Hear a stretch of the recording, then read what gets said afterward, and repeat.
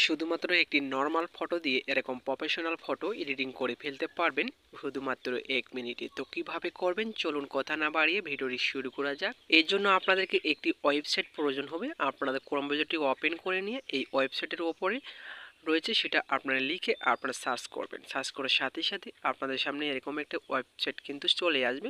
তো প্রথমে যে ওয়েবসাইটটি চলে আসবে এই ওয়েবসাইটের উপরে আপনাদেরকে ক্লিক করে দিতে হবে। যখনই আপনি ক্লিক করবেন, ক্লিক করে দেওয়ার সাথে সাথে এরকম একটি ইন্টারফেস শো করবে। তো এখানে আপনাদের যদি গুগল অ্যাকাউন্ট অ্যাক্টিভ করতে চাই তাহলে আপনারা অ্যাক্টিভ করে এখানে এটা অ্যাক্টিভ করে নেবেন। এরপরে নিচে দেখতে পারবেন প্লাস আইকন রয়েছে, প্লাস আইকনে আপনারা ক্লিক করে দেবেন। ঠিক আছে, তো এখান থেকে আমি প্লাস আইকনে ক্লিক করে দিচ্ছি। সম্পূর্ণ ভিডিওটি দেখবেন, অবশ্যই কিন্তু আপনারা এরকম ফটো এডিটিং করে ফেলতে পারবেন। তো এখানে আপনারা যখন প্লাস আইকনে ক্লিক করবেন, ক্লিক করে দেওয়ার সাথে সাথে আপনাদের সামনে এরকম একটা ইন্টারফেস শো করবে।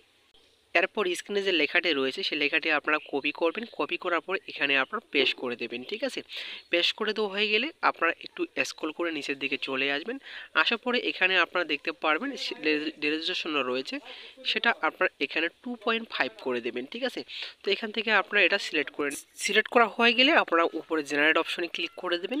জেনারেট অপশনে ক্লিক করার পর আপনারা নিচে একটু লক্ষ্য করলে কিন্তু দেখতে পারবেন এখানে কিন্তু চারটি ফটো কিন্তু এডিটিং করে দিয়ে দিচ্ছে। তো অলরেডি এখানে কিন্তু 4টি ফটো এডিটিং করে দিয়ে দিয়েছে।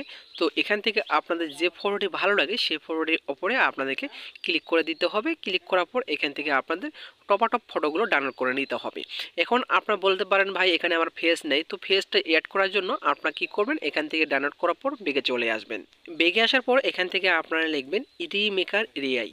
রিমেকার এআই লিখে দেওয়ার পর প্রথমে যে ওয়েবসাইটটি আসবে এই ওয়েবসাইটের উপরে ক্লিক করবেন।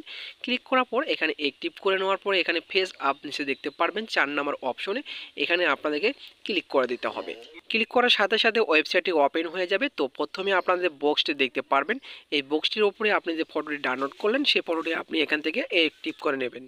অ্যাক্টিভ করানো হয়ে গেলে এখন আপনারা নিচে দেখতে পারবেন দ্বিতীয় বক্স, এই দ্বিতীয় বক্সের উপরে ক্লিক করে আপনার ফটোটি অ্যাড করে দেবেন। অ্যাড করার পর এখানে দেখতে পাচ্ছেন আপ লেখা রয়েছে, আপে ক্লিক করে দেবেন। ক্লিক করার 2 থেকে 3 সেকেন্ড পর ফটোটি এডিটিং হয়ে যাবে। এরপর ডাউনলোড অপশনে ক্লিক করে ডাউনলোড করে গ্যালারিতে নিয়ে নেবেন। তো আপনারা বুঝতে পেরেছেন কীভাবে আপনারা ফটোগুলো এডিটিং করবেন। তো মূলত এই ছিল আজকের ভিডিওটি ভালো লাগলে অবশ্যই লাইক করবেন।